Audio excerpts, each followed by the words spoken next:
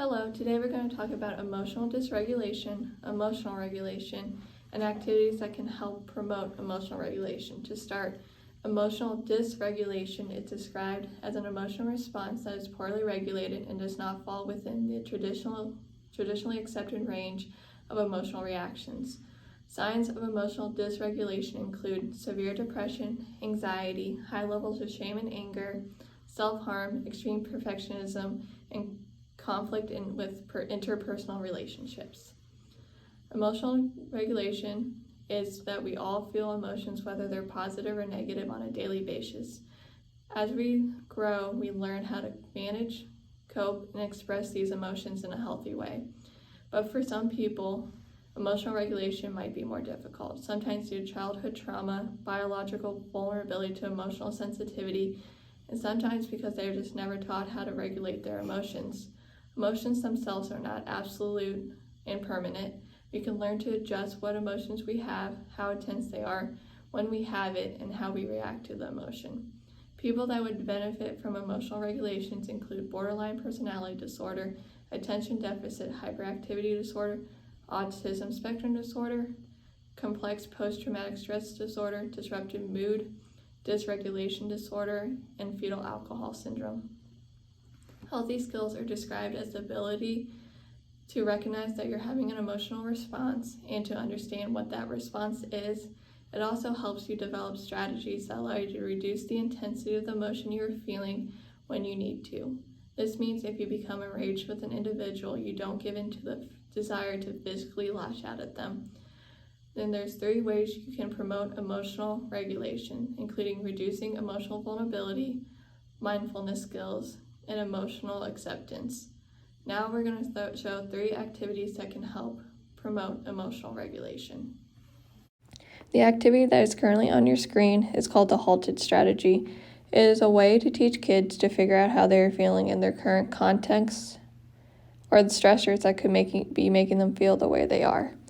This activity, of course, works best with individuals who have the ability to spell and be creative with the adjectives they use for the letters that are listed above. In general, the idea behind halted is to check in with yourself. The example on the screen is just random adjectives I came up with that would fit under each letter, like H is hungry, A angry, L lonely, T tired, E embarrassed, and D disappointed.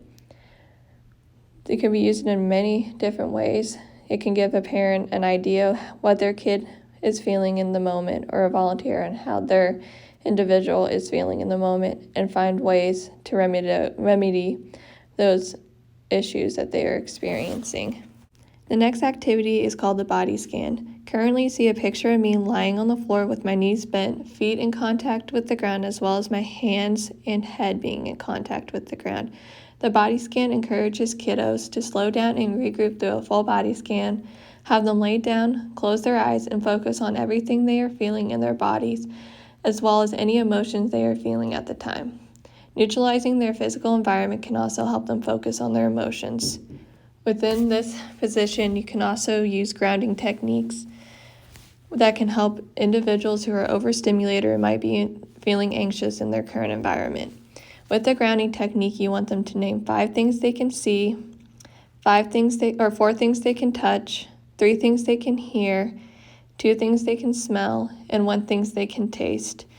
And this can help the individual who is feeling anxious learn to calm their emotions and be able to continue on with their day.